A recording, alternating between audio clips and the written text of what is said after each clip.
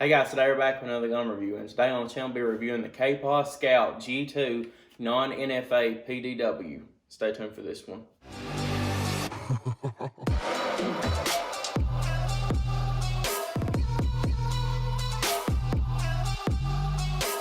Alright guys, we're back once again. Today we're going to be reviewing the KPOS Scout G2. I've actually took it apart so I can show you all pretty much everything that comes with it from factory and how to put it together really quick. But this is the Fab Defense KPOS Scout G2 non-NFA PDW, meaning you don't have to have a tag stamped on this one. What comes with it from factory is flip-up sights, as you can see. Sometimes, I don't know if mine was just special and come with it. I put this Venom Vortex on it, and I also put this Valkyrie weapons mounted light on it. That's something I love about this, is how many Picatinny rails is on it, so you can pretty much put anything you want. It also comes with a Fab Defense 1-point sling, if you'd like to. I took it off just to make the takedown and everything a little bit more simpler.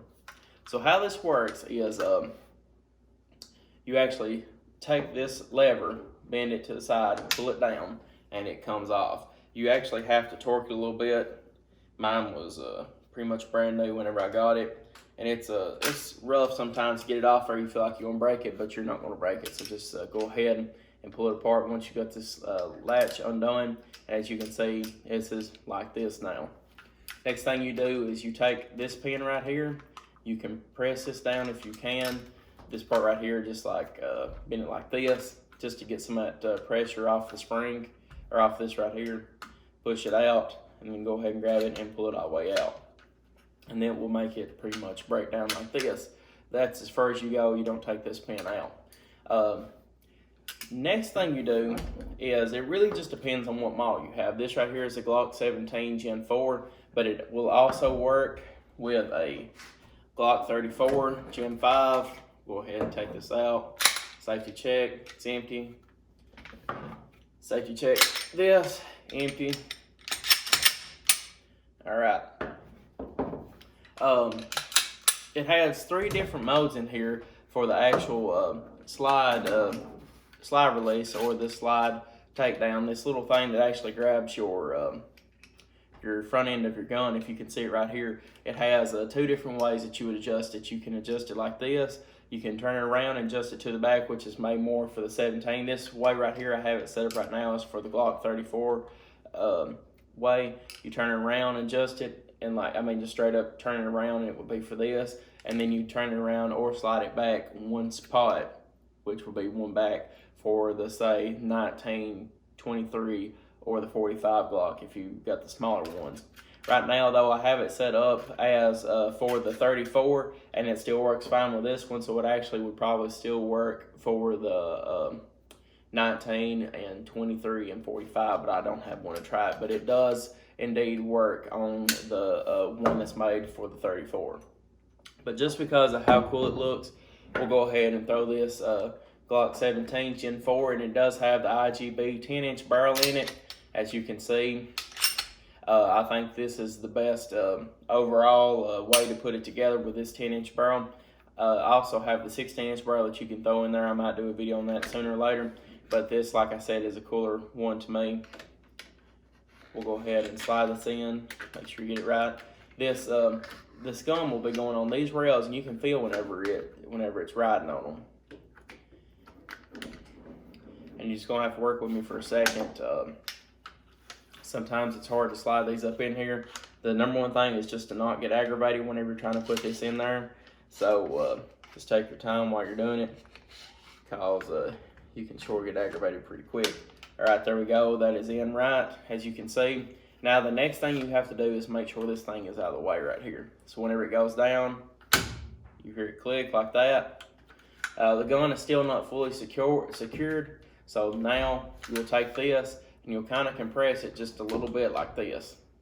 It will push that spring in there, and you just push that in, and now it's almost fully in there. The next thing you have to do is take this and pull it back like that, and there you go. And in theory, it should work now. Yep, there we go. Okay. So as you can see, it kind of reminds you, it looks and works the same way, kind of an AR-15-ish kind of way with it when it comes to the boat carrier and everything, or the boat release. So if you would want to, currently right now the slide's back as you can see.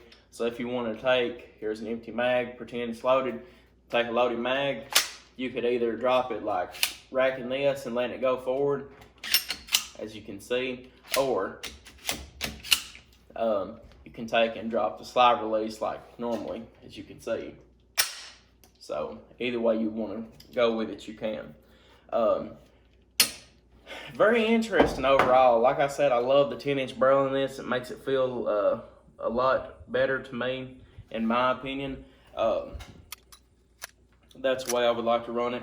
I run it once with the Glock 34 in there, and as you can see, and whenever I actually pulled it out, it was very, very, very dirty. So just keep that in mind, that if you have, you know, the gun that does not actually, the barrel doesn't extend the end like this one does, your gun will actually become very dirty, which this one has been shooting it through a little bit, and it actually hasn't got too bad off. But now, like I said, if you've got the shorter barrel, it does get dirty quick, and I mean quick.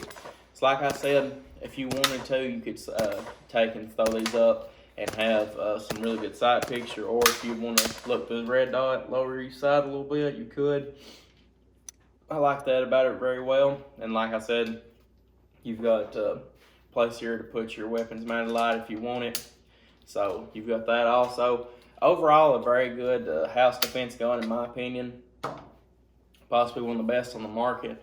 The only thing I really don't like about it, which it kind of sucks, because, you know, if you want to change anything about it, you'd have to get the ATF to give you a tax stamp for it, but which will be the stock. This is a Pathfinder tube. I don't really exactly know what it's called. It's not a stock, because if it was a stock, it would be a NFA item, which means you have to have a tax stamp. But the way it goes into your shoulder, you can kind of holster it a little bit, or, you know, used to you wouldn't even allowed to do this, but now I think the law has changed where you're actually allowed to physically put it into your shoulder whenever you shoot, which it will stabilize a little bit, but it doesn't help much, because if you shoot it a lot, you'll catch yourself and it'll come up here and you won't, you know, whatever.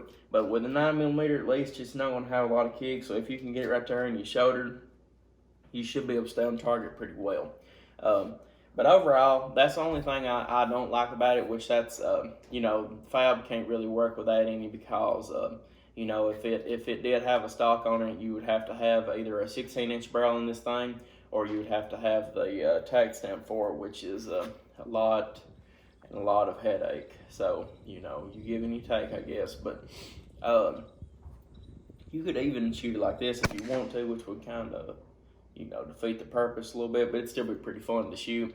You know, your arms get pretty tired awfully quick, but besides that, I really do enjoy this. I like this better than I do the normal KPOS Scout. I actually might do a review on them before too long, and you know, make an overall versus video, which one I like better.